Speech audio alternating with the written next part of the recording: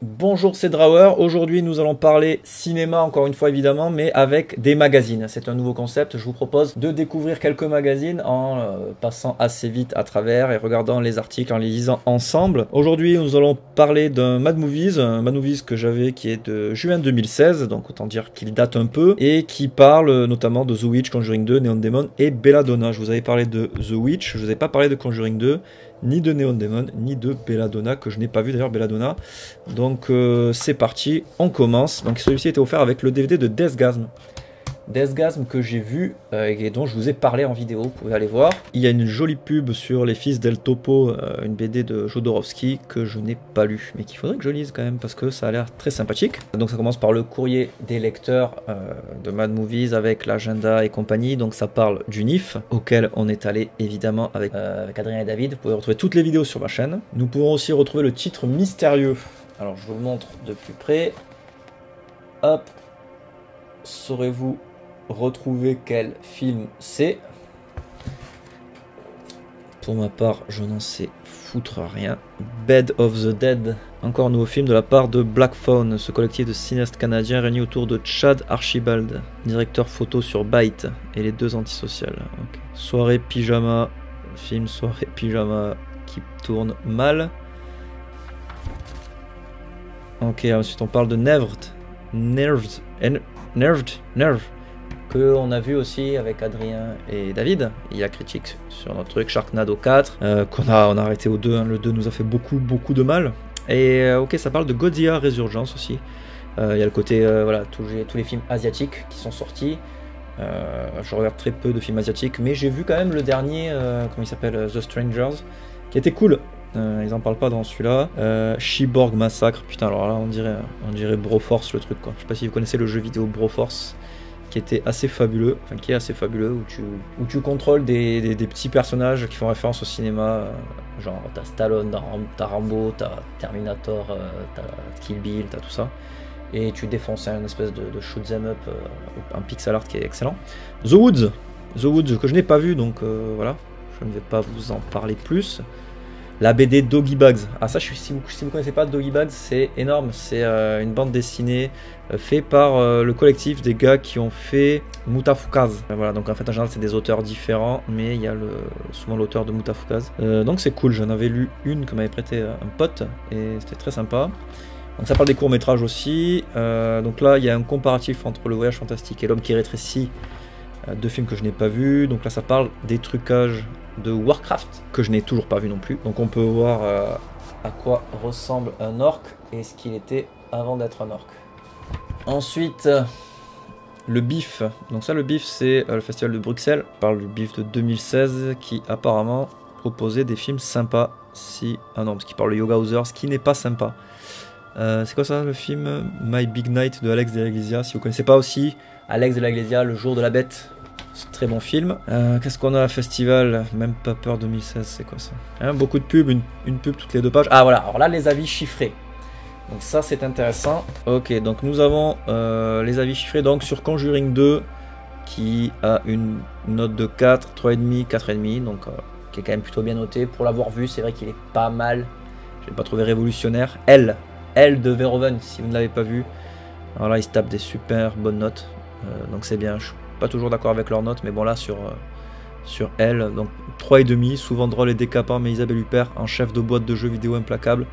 Voilà ce qu'on appelle une erreur de casting. À dire que Isabelle Huppert est une erreur de casting, c'est vraiment débile. Par contre, c'est vrai quand qu'elle y connaît rien en jeux vidéo et la mettre en directrice d'une boîte de jeux vidéo, c'est un peu con. Sur ça, je le rejoins. Le film s'ouvre sur un chat qui ronronne devant un viol et se clôt sur un rire au milieu d'un cimetière. Pas de doute, on a retrouvé Verhoeven. Alexandre Poncé, effectivement c'est cool. Neon Demon, alors là ça part du 6 au 2. Le dieu néant pour le 2 et du 6. On a du bis transgressif et référentiel touché par la grâce et qui fait oublier les errances d'Only God Forgives en citant Looker, les prédateurs et Suspiria. Effectivement, comment ne pas penser à Suspiria quand on voit Neon Demon. Ensuite on a The Witch.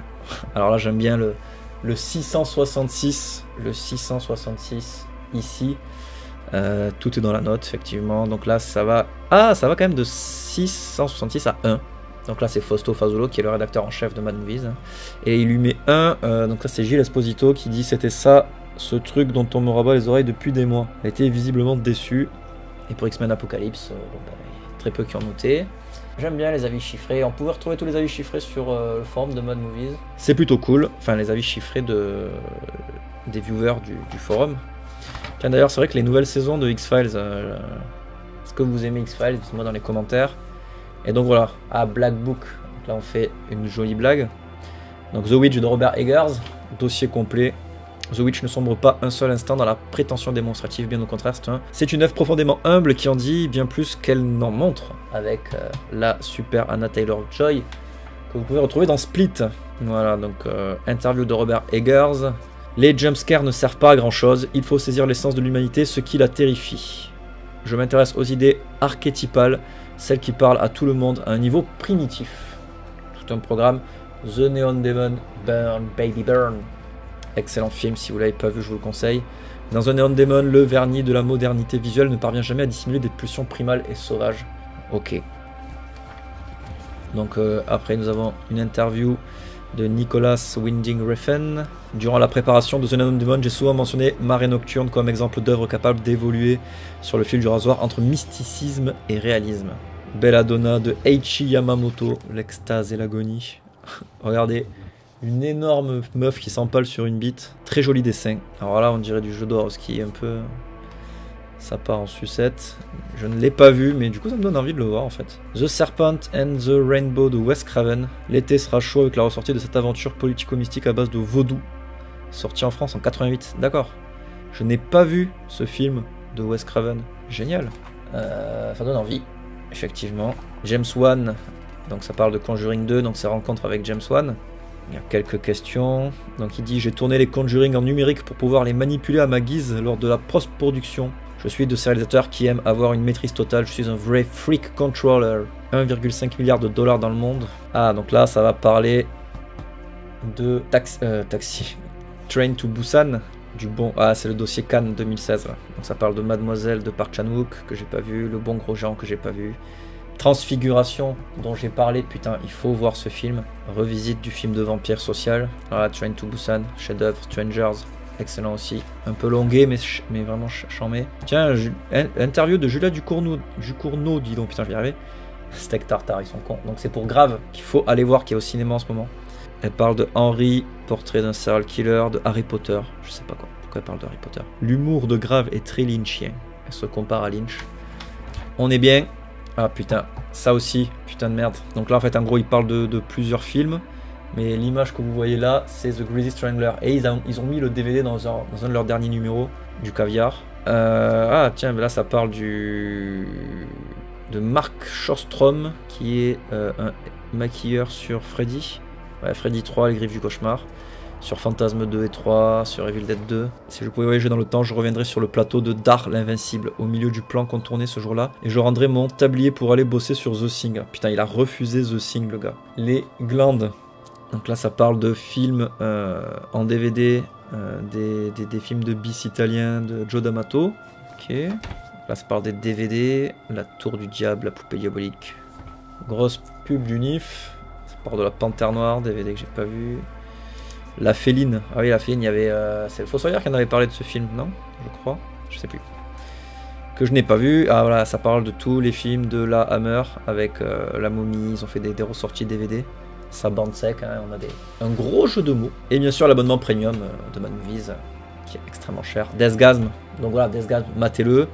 Spécial Paul Verhoeven de Mad Movies. Alors je précise que je ne travaille pas pour Mad Movies. Je fais ça parce que... je voulais proposer un autre concept, si ça vous plaît, dites-moi le dans les commentaires. Si ça vous plaît pas, dites-moi le aussi. Sinon, j'en referai pas. Voilà. Donc là, ça parle des BD, des bouquins. Donc là, ça parle des Fils del Topo de Jodorowsky. Vidéotopsie, ça c'est un fanzine, il me semble. Ok. Revival. Donc ça parle de Uncharted 4 et de Doom. J'ai pas fait Uncharted 4, je suis en train de faire le 2 là sur la Play 4. Ils ont sorti un